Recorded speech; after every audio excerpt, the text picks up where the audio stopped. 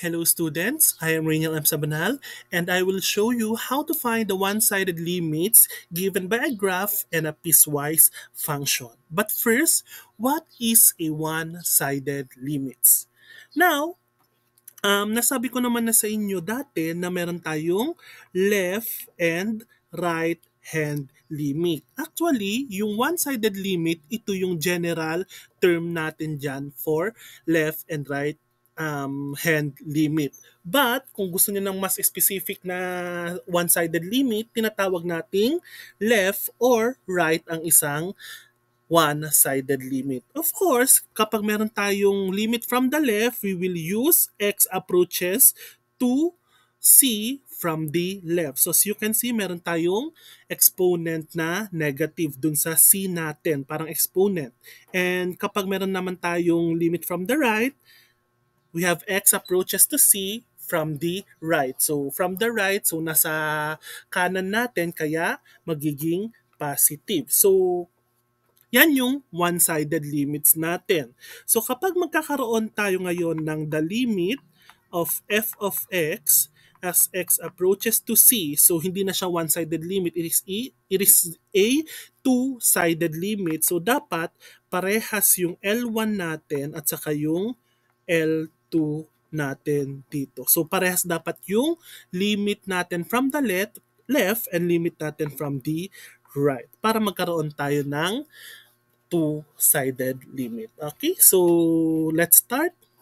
So, for example, the graph of the function g is shown in figure 10. Use it to state the values if they exist of the following. So, we will use this graph to solve yung a hanggang f natin. So, don't worry, tingnan natin. So, dun sa a natin, limit of g of x as x approaches to 2 from the, so we have negative, we have from the left, nasa kanan. So, nasan nga ba dyan yung x is equal to 2? So, ito siya. So, x is equal to 2. As you can see, dalawang graph yung natamaan niya. So, let me erase this. So, pwede yan or pwede rin dito. Pero ang tinatanong kasi dito, from the left. So gagaling tayo ng left papuntang right. Okay? O yung pang left lang natin na graph natin. So as you can see, ano dyan yung left na graph natin. So itong graph natin, yung may blue na arrow. So saan papunta ngayon yung graph natin? So as you can see, kung ang x natin ay 2, papunta siya sa y is equal to 3. So, ang answer natin dito is 3. Okay, so yun yung the limit of g of x as x approaches to 2 from the left is 3. So, how about dun sa b? So, the limit of g of x as x approaches to 2 from the right. So, from the right. So, nasa right naman na graph ng x is equal to 2. So, dalawa lang ulit. Meron tayong left dito at yung isa nasa right. Of course, yung titignan natin yung nasa baba. So, tignan natin ito. Saan papunta yung graph natin kapag napunta niyo yung x is equal to 2? Saan? Sa y is equal to 1. So, it is 1. So, our answer for B is 1. Now, for letter C, we have limit of g of x as x approaches to 2. So, are they equal yung left and right limit natin? Hindi. So, we have yung left natin is 3 and yung right natin is 1. So, we have a C of limit of g of x as x approaches to 2 is equal to does not exist. Kasi hindi naman sila parehas. Okay, next. How about yung D? Let me erase this. How about yung D natin? So, saan tayo titingin ngayon dyan sa D natin? So, the limit of g of x as x approaches to 5 from the left. So, nasan dyan yung 5? Ito. Itong part na ito. So, as you can see, kapag nahati natin yan, ayan. So, ito yung left. Ito yung right natin. Okay? So, isa lang yung graph natin for dyan. Ito lang siya. Itong part lang na ito. Let me erase this. So, dito muna tayo sa D. So, from D, left tayo. So, left. So, papunta tayo dito sa left. Sa left muna, tayo dito. So, saan siya nag-stop? Dito sa part na ito, we have y is equal to 2. So, our answer is 2. Okay? How about kung sa right naman tayo nag-umpisa? Okay? Patungo, I should say. So, papunta tayo sa right. Patungo tayo sa right. So, saan pa siya papunta?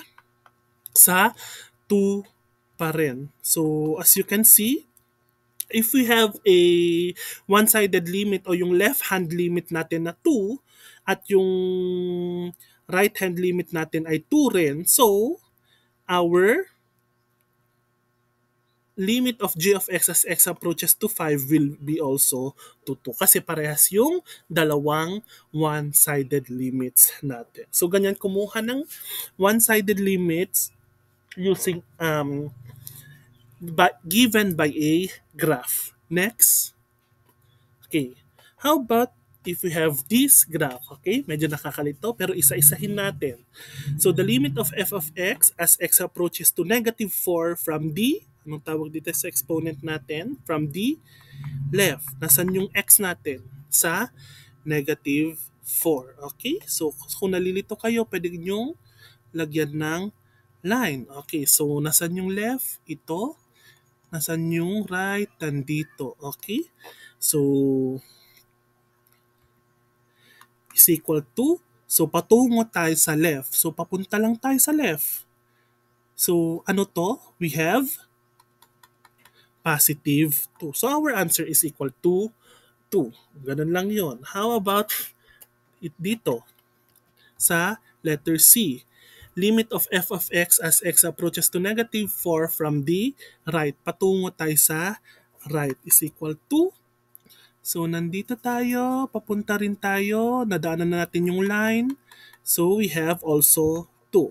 Since they are equal, so, our answer for D, as limit of f of x as x approaches to negative 4 is also 2.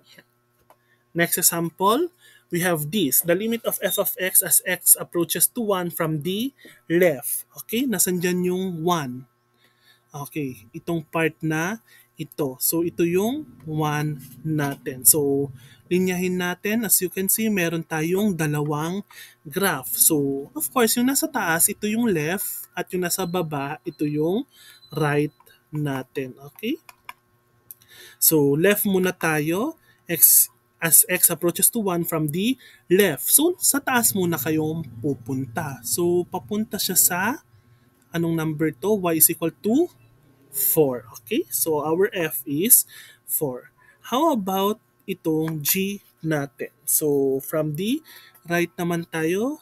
So, lagay natin dito. Burahin ko para makita ninyo. So, papunta siya sa right. Okay, napuntahan niya na yung 1. Kaya, yung Y natin ay negative 2. Now, sa H, are they equal? So, no. So, we have does not exist. Okay? And last example. We have the limit of f of x as x approaches to 6 from the left. So, saan ang 6? Okay, nandito.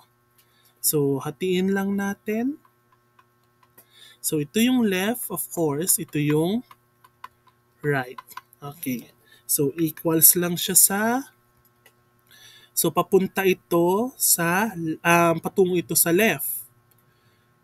Okay, so, saan siya pumunta? We have 5. How about here? Right? Okay, parehas din lang, kaya 5. Since they are equal, parehas yung left and right limit natin, kaya ang two-sided limit natin is also 5. Okay, so ganun kumuha ng one-sided limits given by a graph. Okay, sana may natutunan kayo.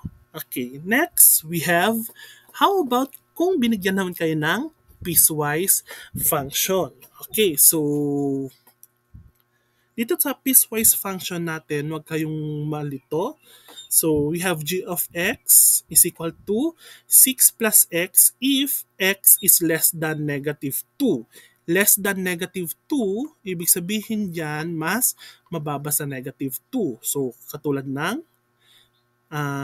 negative 3, negative 4, negative 5. Siyempre, makasali yung mga decimal values natin dyan. Negative 6 and so on. Okay?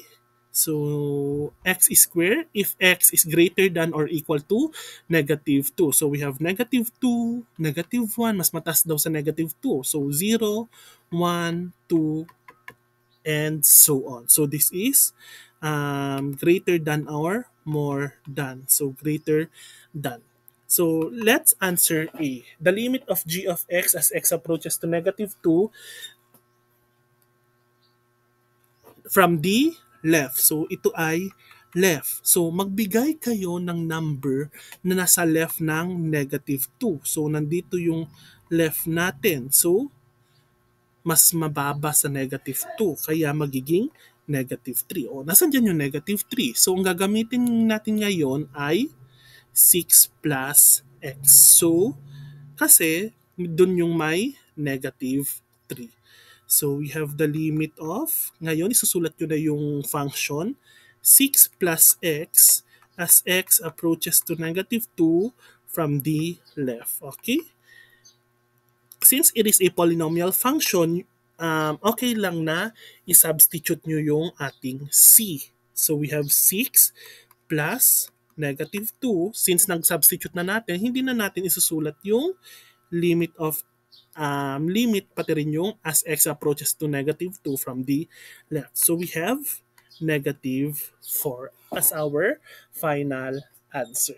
And B, limit of g of x as x approaches to negative 2 from the right. Okay, from the right. Nasa right daw. Nasa kanan ng negative 2. So papunta dyan. So greater than. Magbigay ng mga numbers na mas mataas sa negative 2. Sabi na nating 1. Okay.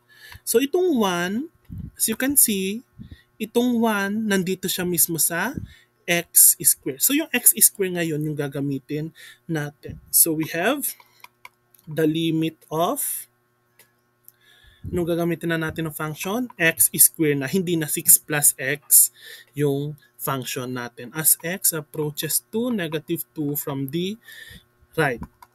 So you just need to substitute since it is a polynomial function. Negative 2 square, we have negative 2 times negative 2 is also 4. Okay. So, I'm sorry, hindi pala to negative 4. So, 6 plus negative 2 is 4. So, how about if binigyan ko rin kayo ng item na hanapin yung two-sided limits natin. So, negative 2. Okay. And what do you think is the answer? Since our left hand limit and yung right hand limit natin is equal, so our answer is 4. Okay? So, ganyan yung kumuha ng piecewise function sa example number 1. Okay, 3 more example. For example number 2, find the two-sided limit if the limit exists. So, f of x is equal to 3 plus x squared if x is greater is less than negative 2, 0 if x is equal to negative 2, and 11 minus x squared if x is greater than negative 2. So, anong ibig sabihin na to? Mas mababa sa negative 2. So, we have negative 3, negative 4, negative 5, and so on. So, dito, x is equal to negative 2. Yun lang mismo. And x is greater than negative 2. So, meron tayong negative 1, 0, 1, 2, and so on. Okay? So, yun yung mga values natin dito sa conditions natin. Kung ano ba yung pipiliin natin na function. Let's have A, the limit of f of x as x approaches to negative 2 from the left. So, magbigay ng values ng negative 2 sa left natin. So, mas mababa sa negative 2 kaya negative 3. So, anong gagamitin natin na function?